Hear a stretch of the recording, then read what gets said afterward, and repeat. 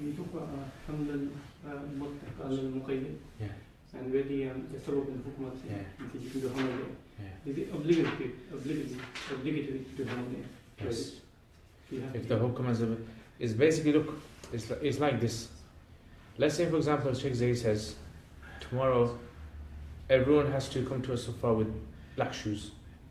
So what's the qaid there? Black shoes, yeah? Now what happens is, later on, let's say in the day, he says to someone, tomorrow make sure you come with shoes. Yeah? So now when he says to him shoes, he heard the first time he said it. So let's say he comes tomorrow with just normal shoes on. What's Shaykh Zayd going to say? When you come with black shoes? Yeah, black shoes, no, you didn't say it. So that means you have to understand the Prophet ﷺ sometimes says something which is muqayyad, and then sometimes he says something which is mutlaq. Example is like, Ma asfala min al-ka'bayn min izar fa fin nar. Yeah, whatever is, if your trousers are below your ankles, that's going to go to the fire. In another hadith, the Prophet ﷺ says that man jarra izarahu khuyala, yeah, man jarra thawbahu khuyala, whoever drags their cloths on the ground out of arrogance, yeah, Allah will not look at him. Yeah, so now you see that? Yeah. So if someone says, no, the hadith says anyone who has below their trousers, their ankles. But then we say, what about that? That doesn't make sense. Why would, like, in one place, the condition of khuyala, and in another place, make sense? Yeah.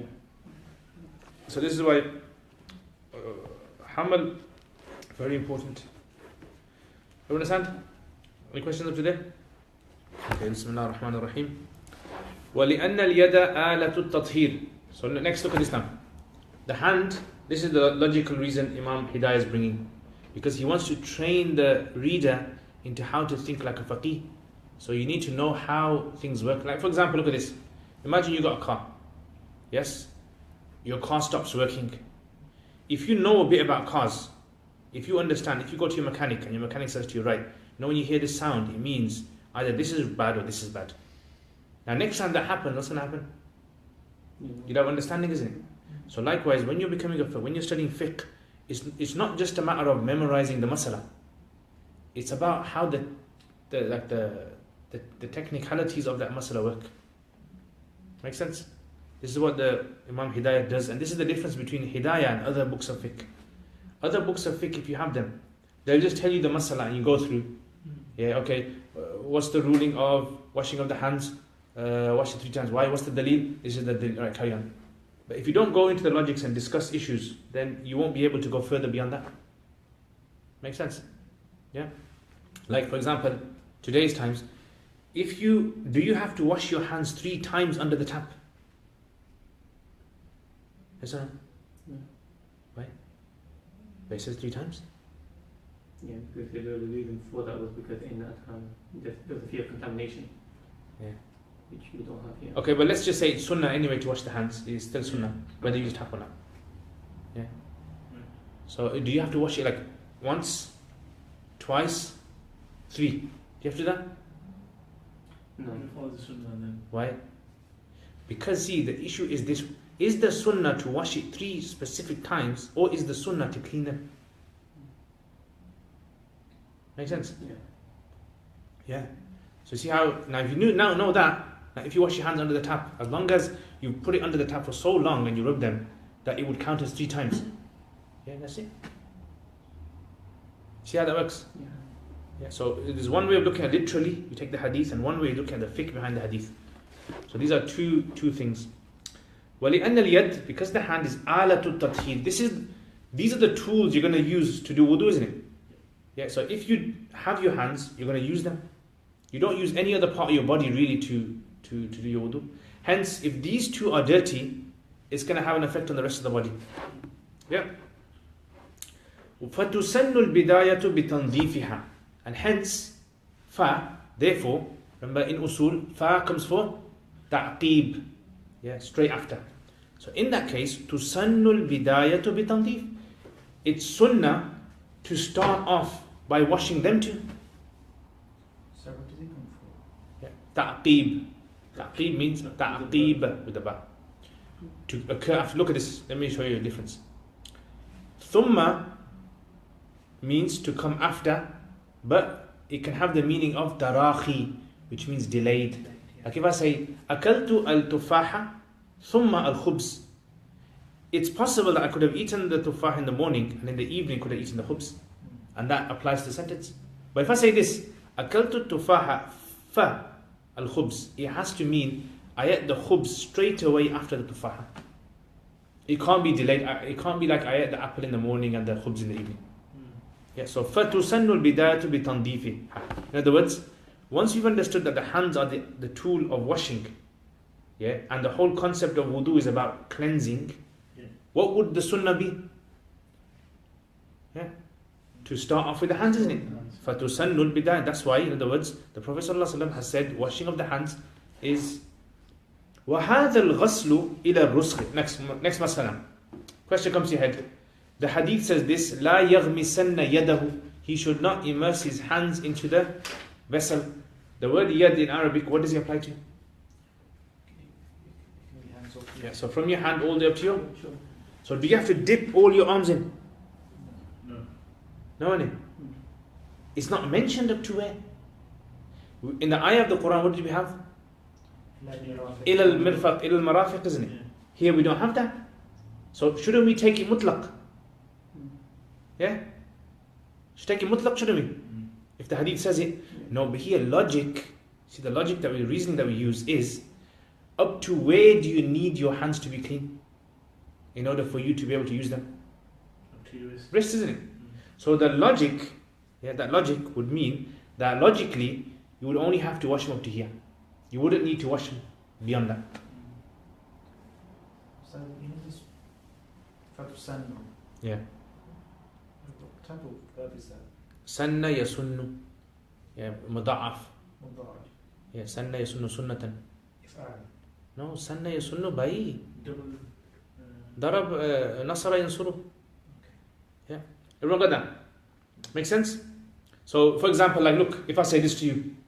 If I said to you,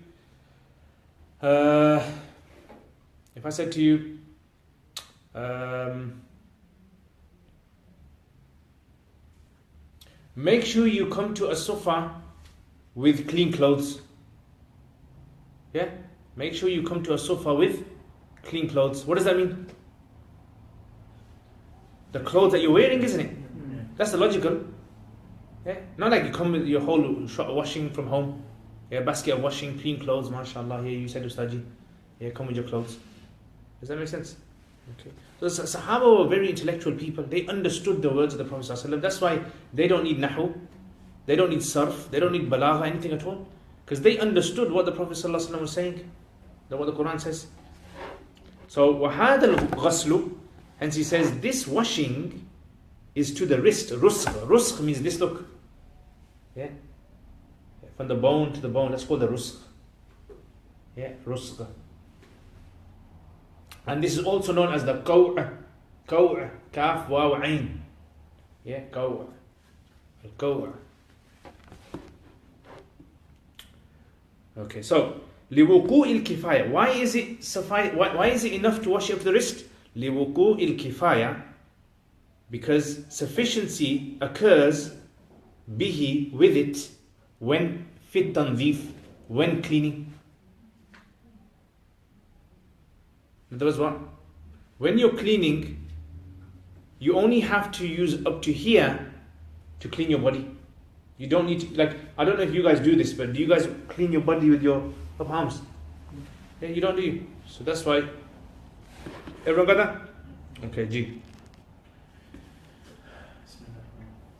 قال تسمية الله تعالى في ابتداء الوضوء لقوله عليه السلام لا وضوء لمن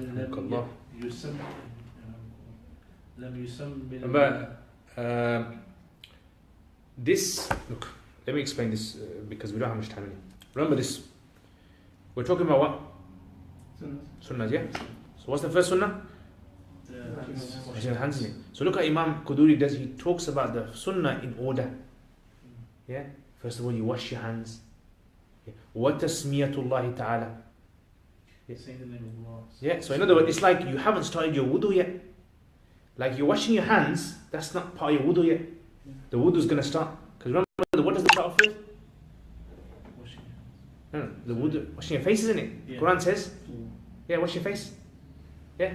So tasmiyah, because someone might ask the question, why didn't he say the first sunnah is to say Bismillah? Tasmiyah. Now look, samma yusammi tasmiyatan, it means to name something. Yeah. And when it's used in this context, it means say Bismillah. Alright? So, وَتَسْمِيَةُ اللَّهِ تَعَالَى فِي ابْتِدَاءِ الْوُضُوء, saying Bismillah at the beginning of wudu. لِقَوْلِهِ عَلَيْهِ السَّلَامِ. Why do we have to say Bismillah at the beginning of wudu? Simple. لَا وُضُوءَ, there is no wudu, لِمَنْ لَمْ يُسَمِّ اللَّهِ, for the one who does not say Bismillah. Now look, this question comes to your mind now. You know when you heard that, what comes to your mind? لَا وُضُوءَ, there is no wudu for the one. لَا نَفِيَ الْجِنْس comes for negating all individuals, isn't it? So, la wudu'a for the one who doesn't say Bismillah. There is no wudu for the one. So, look at the severity of that statement. That statement should demand what? That saying Bismillah is obligatory, isn't it? So, this is why some scholars actually have said, like the Ahl al-Zawahir, they've said that it's wajib to say Bismillah. Make sense? Yeah, it's wajib to say, and there's an opinion of Imam Ibn Humam, Hanafi, who in one of his, he kind of got some masail which he kind of differs from the rest of the Hanafis, and one of them is, Ibn Humam is got one of the best commentaries on Hidayah. Yeah, there's 3 commentaries of Hidayah which I look at when I need to understand certain things. One is Al-Inayah by Imam Al-Babarti. Al-Inayah by Imam Al-Babarti. Number 2 is Al-Binayah by Imam Al-Aini.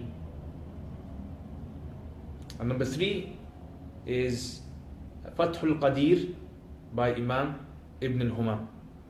Yeah, these 3 are the ones that kind of answer. Binayah is very detailed, like it even goes into sarf and nahu sometimes on certain issues. Yeah, it doesn't do tarkeeb, so you still got to do your tarkeebs. Yeah, but it does go into great detail. So these are 3, and inshallah next time I'll mention to you guys the benefits of the 3 because they're different. So la wudu'a, that's what it demands, doesn't it? We don't take that. Why do we call it sunnah then? Makes sense? Yeah? So why do we say that it's sunnah to say Bismillah, not wajib? Because the hadith seems to imply that it's wajib. First of all, why don't we call it fard? This is not mutawatir. Because it's khabar wahid.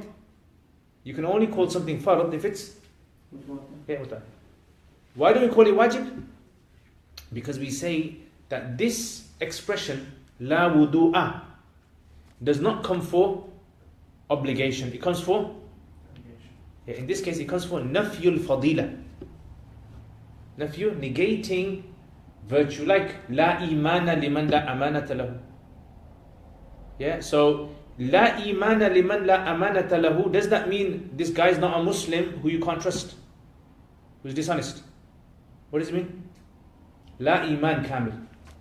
The guy's iman is not kamil if you can't trust him. Makes sense? So again over here, this is why Imam Hidayah, look what he does. He's already answering this question that we raised. Wal muradu bihi, what's meant by this hadith is nafyul fadila. Now look, very important to remember that there's certain things in fiqh, certain things in ayat, certain things in hadith that we take literally, and there's certain things in there that we can't take literally because it contradicts with other things then as well. Does that make sense? Like look at this. Allah says, when you stand up for salat, wash your faces. What does that mean? When you stand up, you're going to go to the mosque and have a bag of water with you. And you say, oh look, Allah says, when you stand up for salat, guys, and you start splashing water all over your face. No, why don't you take that literally? It means what? It means when you're going to get ready for salat, then do your wudu. Make sense? So likewise over here. Wal muradu bihi, what's meant by it, meaning la wudu'a, is nafyul fadila. Virtue is something excess, isn't it? Fadila is from fadl. Fa, dad, lam. So when we say something is virtuous, it means something is not necessary, it's excess, extra. So in other words, he says, nafyul fadila. So if you're negating a virtue, then all that means, basically, it's something which is below obligation. Okay. Now you see, Imam Quduri has called it what? Sunnah, isn't he? But Imam Hidayah doesn't agree with him. Yeah, what does he say? Wal asahhu, and the more preferred opinion, according to Imam Hidayah, the more preferred opinion is tasmiyah is mustahab. It's not even sunnah mu'akkada. Yeah? It's mustahab. It's not even sunnah mu'akkada. When we say sunnah, we mean sunnah mu'akkada. Okay. So, وَالْأَصَحُّ أَنَّهَا مُسْتَحَبَّةٌ. In other words, Imam Hidayah said, look, I can't agree with Imam Quduri here. I differ with him. وَإِن سَمَّاهَا فِي الْكِتَابِ سُنَّةً. Even if in the book, when he says Al-Kitab, he refers to Quduri, okay? Look, you know in Nahu, if the Nahwiyun say Al-Kitab, they refer to Imam Sibaway's Kitab, Kitab al-Nahu. Yeah. When the Mufassirin or the scholars of Usul Fiqh, they say Al-Kitab, they refer to the Quran. Yeah. In Hidayah, if he says Fil Kitab, he can either refer to Quran or he can refer to Quduri. So just be aware of that. This is the terminology. Is that why they always have in the brackets? Yeah. That's why he's got brackets. وَإِن سَمَّاهَا فِي الْكِتَابِ سُنَّةً. Even though in the text of Quduri he's called it Sunnatan. So this is why in the Hanafi madhab there are differences of opinions even in calling certain actions sunnah and calling certain actions mustahab. Does that make sense? So this is what you need to be aware of. Okay, and there's a good book like it lists sunnahs and things like that by Abu Layth al-Samarqandi. It's called Al-Fiqh.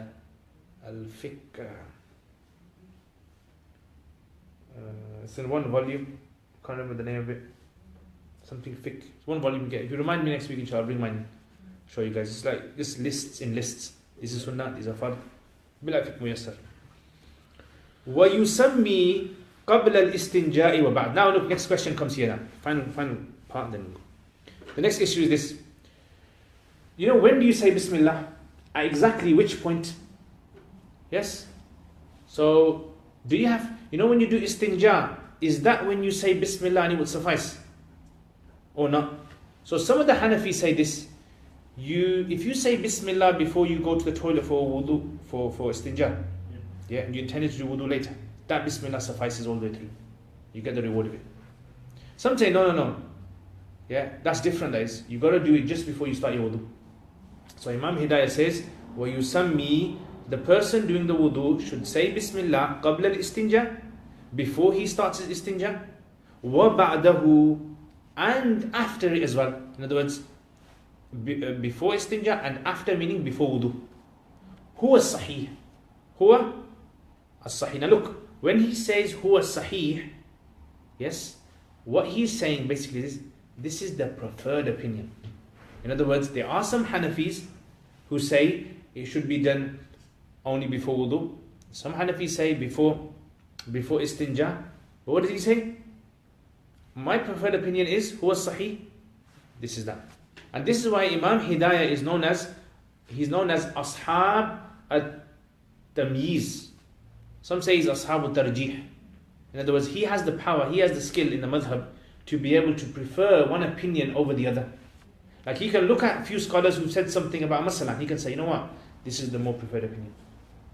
Because he's like at that level of fiqh. When it says huwa sahih, that's his opinion. Yeah, huwa sahih doesn't mean it is correct. It just means this is the more preferred opinion according to me. And if you look at other Hanafis, you'll find other opinions there. Make sense? Okay, we'll stop there. Any question on that? Yeah, and saying Bismillah, you can say Bismillah. Can you say Bismillah in English? Yes. Yeah, in the name of Allah.